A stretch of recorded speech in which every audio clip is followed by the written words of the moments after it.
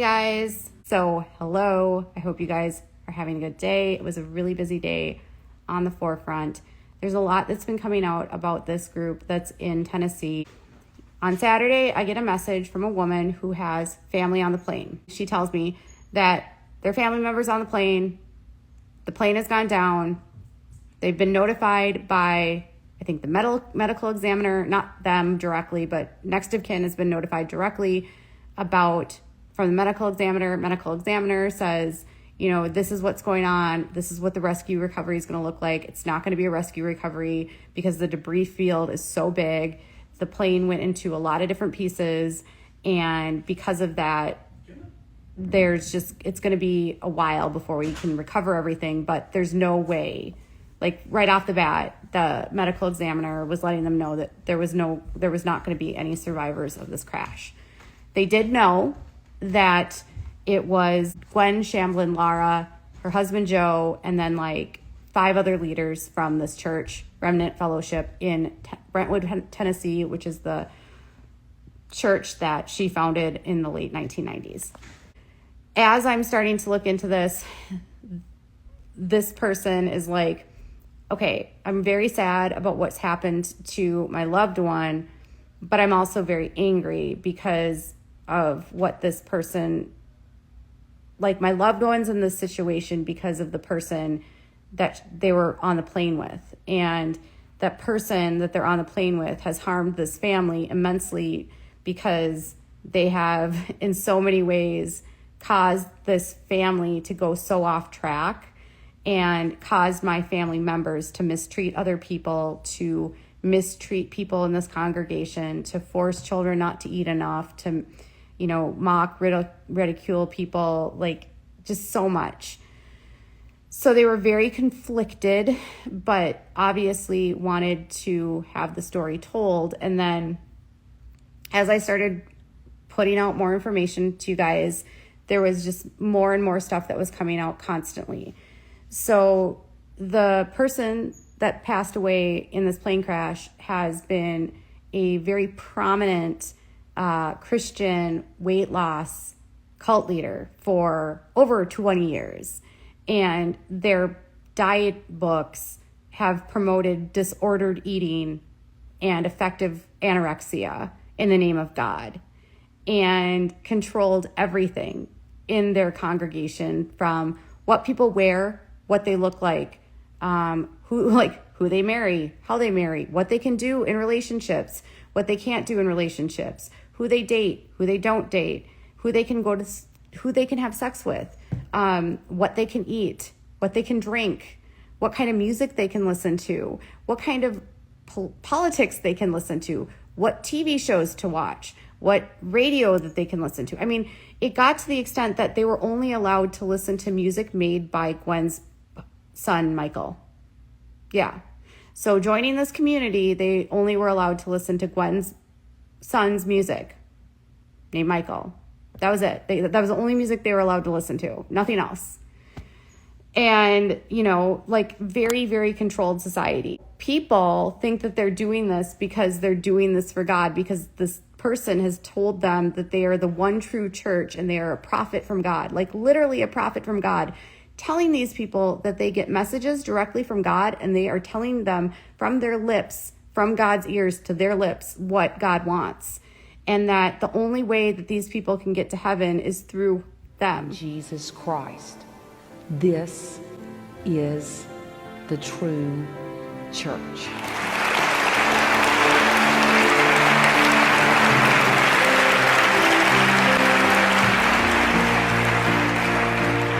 Your decision or choice of religion, of who you're going to bow down your knees to and worship, is the most important decision in your life and in your family's life.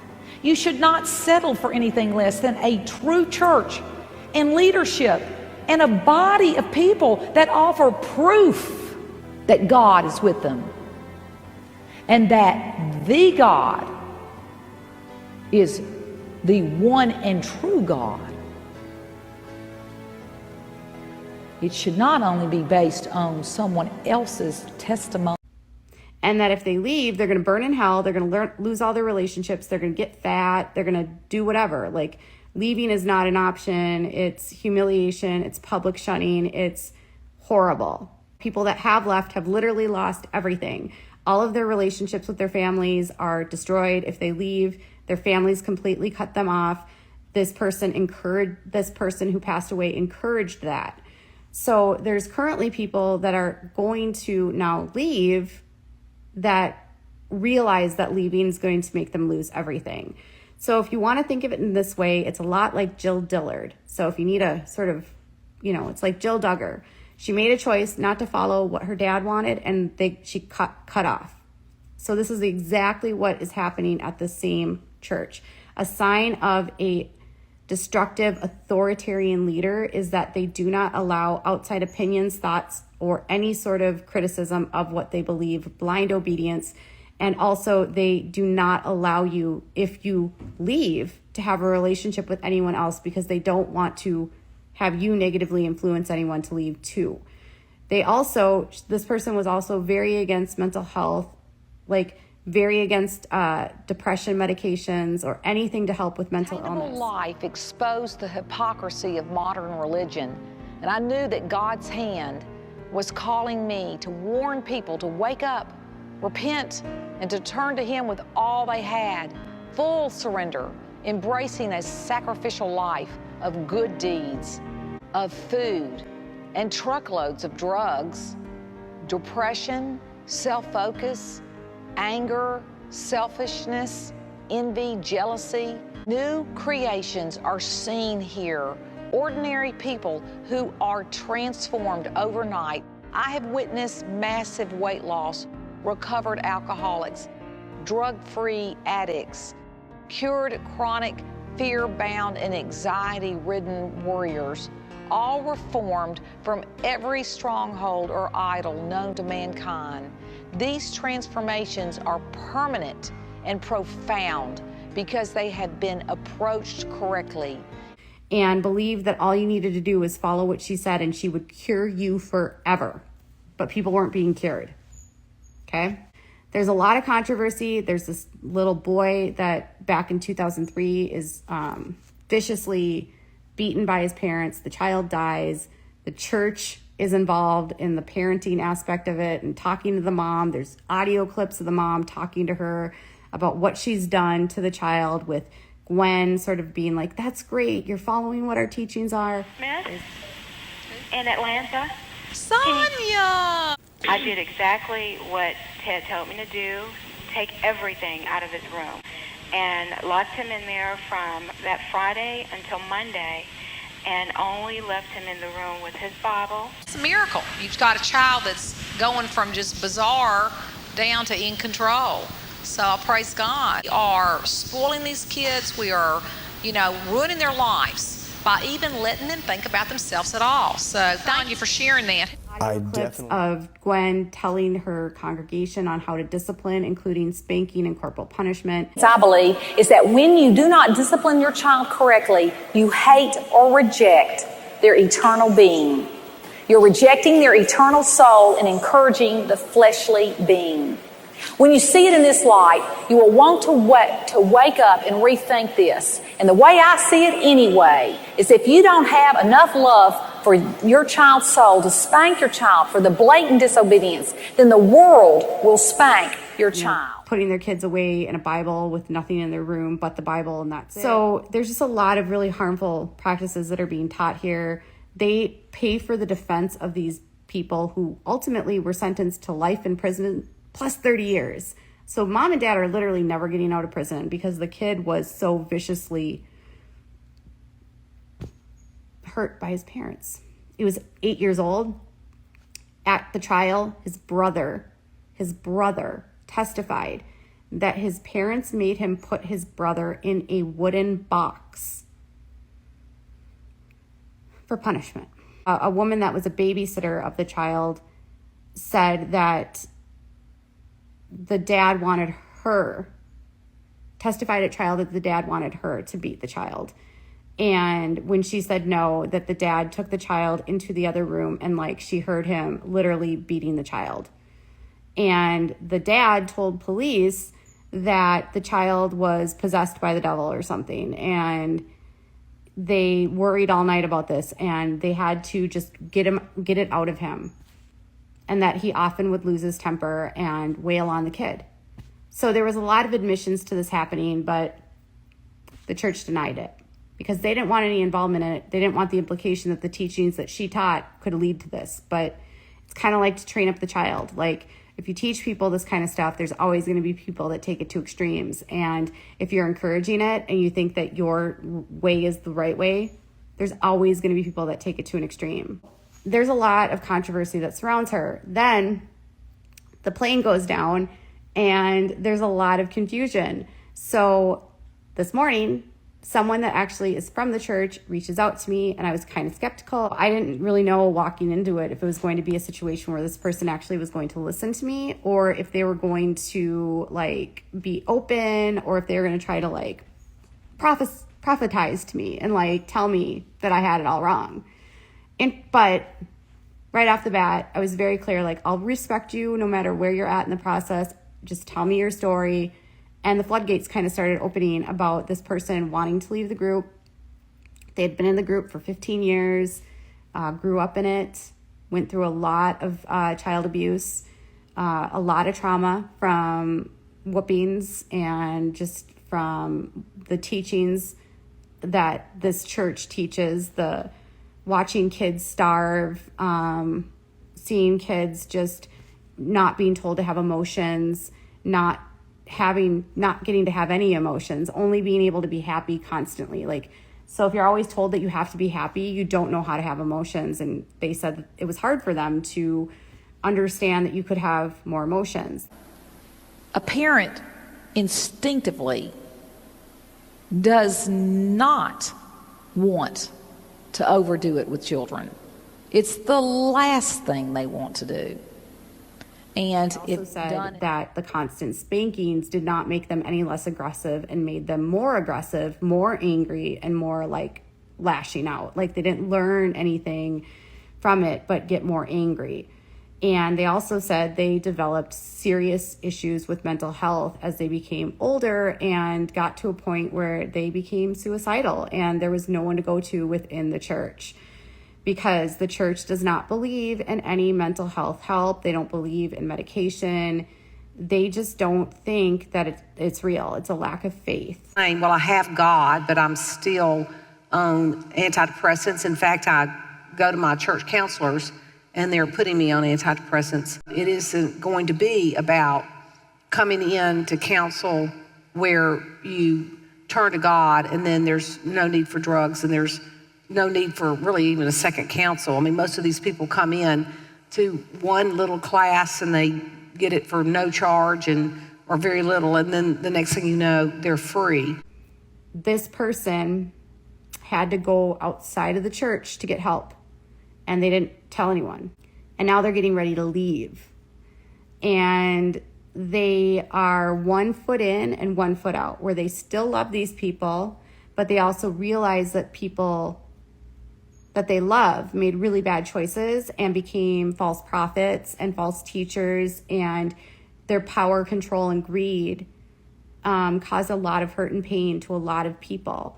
And that a lot of the people that are in this group are so brainwashed, they said, that they truly believe this. Their opinion was that people believe that they're doing this for God, and that, like, because of this, they're God's chosen people, and that by being so obedient and sinless and like perfectly thin and perfect, like, they're pleasing God and they're spreading God's love to the world. Like, they literally think they're going to, according to this person, like, save the world. Finding the truth about what God wants for their lives and then putting it into practice from this unquestionable transformation through this message that gave them the 1, 2, 3 of how to obey God.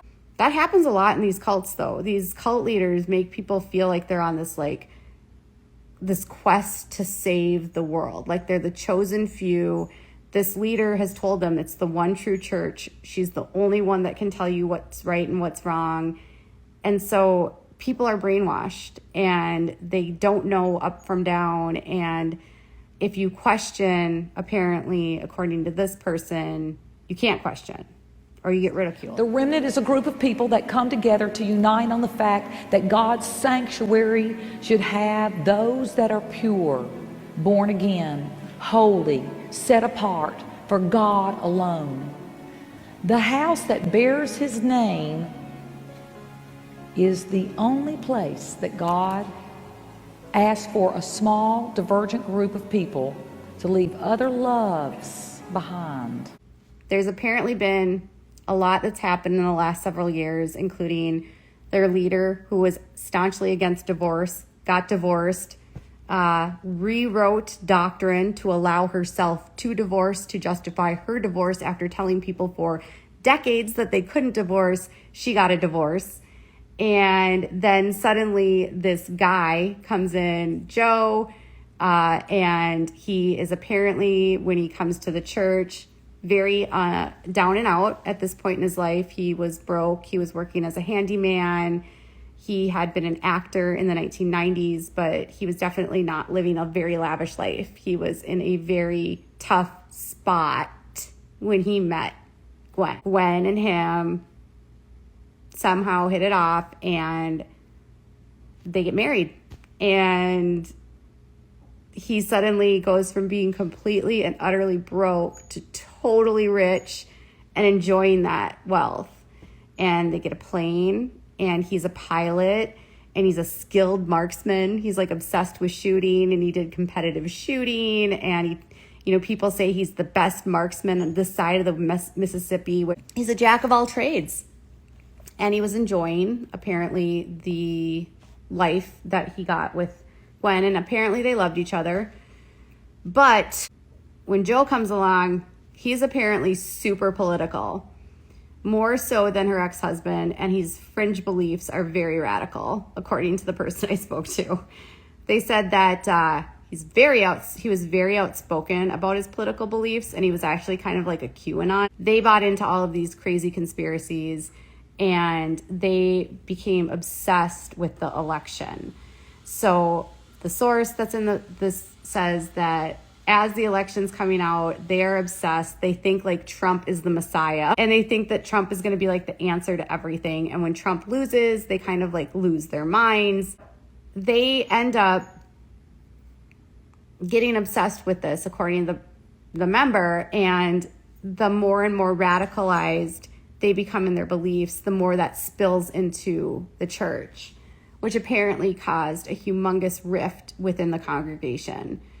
So when they said was not always really big about bringing politics into church, like they talked about political things and people leaned politically to the right, but it wasn't like ever, this is what you have to believe and this is what you should do politically. It was never like super political, but when she married Joe, it became more and more. And then once Trump lost, then it became like this obsession, according to the person I talked to, and which resulted in them having a secret meeting. Okay, so 2 weeks ago, apparently they have a secret meeting where it's not videotaped, it's not live streamed, it's like a super secret meeting at the church, and they can't bring phones, cameras, nobody can videotape anything. And they apparently get up on stage and Gwen tells everyone that racism doesn't exist, it's not real, that anyone that believes that racism is a thing is being a victim. And she tells people that if you think that somebody is better than you or more superior than you or has a position that's higher than you, that you are somehow, you're playing the victim and you're having a pity party. And it's your choice to feel that way. The other person is not making you feel that way.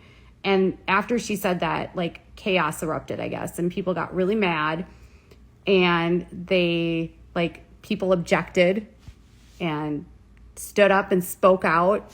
People got angry. People walked out and left, I guess. People quit the church, apparently, after that happened. And in the same meeting, they apparently tell everyone that they have to start listening to only certain media sources and they can only trust a few people, including Candace Owens, only trust her and one other person. And then they start promoting this rally of Michael Flynn and Roger Stone, who are completely pushing this MAGA conspiracy that the vote was stolen. They start telling people, apparently, who to listen to, who to get their news sources from, and then tell people to become constitutionalists. Like Gwen is telling these people that they need to become constitutionalists and get prepared to defend the government or defend the United States. Which I was like, dude, are they trying to start a militia? Like, this sounds crazy. Defend the United States? Like, what? How are you going to do that? Like, and they were just like, I don't really know. And I was like, are they telling you to go get guns? Like, they were like, no, that's not what they were saying.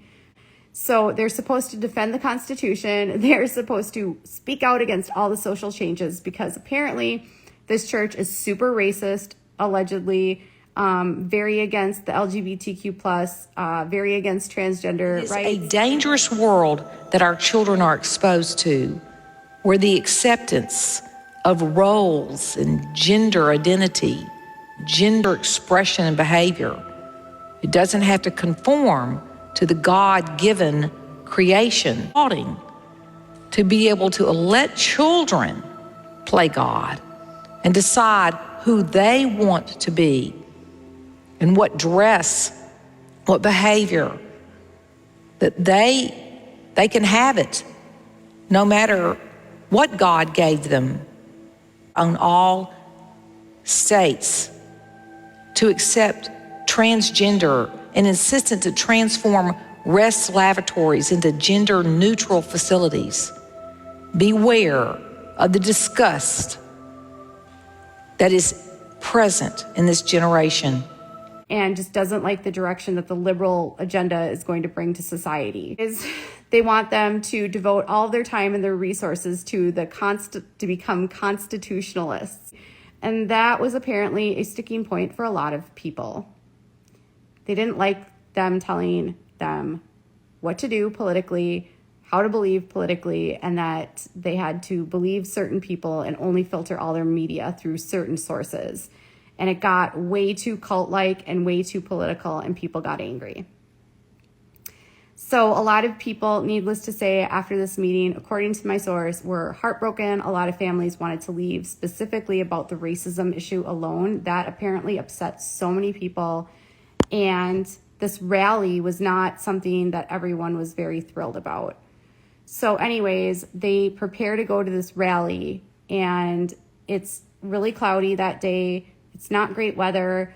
And he has only had this plane for like a year. He has only been a commercial pilot he's only been licensed on commercial planes like this for 1 year. So some pilots will tell you that, you know, they've been flying forever, but a lot of like very seasoned pilots will say that people that have only been flying on an aircraft for a year really should have like someone else with them in the event that something goes wrong, like having a co-pilot that can be there if they have trouble, like getting disoriented. So he goes up in the air. The plane had just been in the shop, apparently, because it had landing gear that was broken, and the landing gear gets fixed. I don't know if other mechanical issues were going on at that. This plane that they bought was 40 years old and had a lot of previous owners. And a lot of the previous owners only had the plane for a very short period of time, which some people in the plane world are suggesting is an indication of not a very good plane. So they get up in the air, and he is told that he is to take a right turn, and he's going directly into the clouds. And apparently this can cause disorientation because with the clouds and when you're trying to go up, a pilot described it as like when you're in the clouds like that and there's lots of clouds around you, you might want to turn the plane nose up more or over adjust to the like whatever way you're turning harder. And a lot of mistakes can get made, especially if someone hasn't been flying in bad weather before. He had to make a really sharp right turn, and then he had to do another sharp right turn, like right after each other. a pilot who has a YouTube channel, like went through the entire flight map and listened to the flight audio and explained everything and did all of the speeds that he was going on. His right turn to 090 degrees initially, and then was asked to turn around to 130 degrees. The pilot is clearly losing control of the aircraft at this time. He's exceeding VNE, the never exceed speed of the aircraft, 290 knots and 2,100 feet, a little bit of a climb, 273 knots, 2,500 feet, 269 knots, 2,900 feet, and then it begins descending back down. Situation for spatial disorientation, entering IMC immediately after takeoff and initiating a turn while in the weather, especially if you're not very proficient or have a lot of experience, mostly at the currency and qualification of these pilots on board this aircraft. And he apparently exceeded the maximum speed allowed. So every plane has a maximum speed that they're supposed to be able to go at a certain altitude. And if you exceed that maximum speed at an altitude it's not so if you're lower than the altitude is, and you go faster than that, the plane can break. You don't want to exceed the maximum speed because literally the plane's splitting apart. So they say, this pilot that explained it basically said that once he started turning on that first turn, it was evident that whatever was going on, he was losing control of the plane.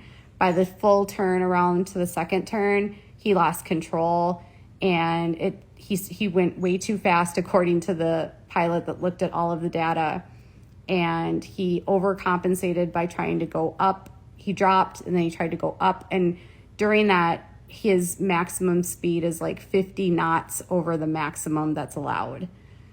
So the pilot that looked at everything said that it's very likely that the plane started splitting apart, causing him to lose even further control, and then it just nosedived, which is what they said happens in a crash like that, is that there would be a really large damage field. So if a plane only splits apart at impact, the damage field, according to this person, wouldn't have a large damage field. It would be more compact. But if the plane starts splitting apart mid-air, it'll have a wider area where you're going to find debris.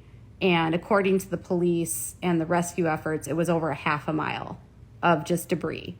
So that made the pilot feel like this was splitting apart midair. Long story short, the pilot that looked at it said it looked like a lot of just air and bad weather. But it'll take 2 years for everything to come out. Now the church doesn't know what's going to happen because no one was prepared for this. Gwen didn't allow anyone else to lead any of the sermons. Gwen didn't prepare for anyone to take over for her. Gwen literally never intended to leave the church. So how the church goes on at this point is unknown, and apparently people are just very lost, and a lot of people want to leave, I guess. So that's what I have.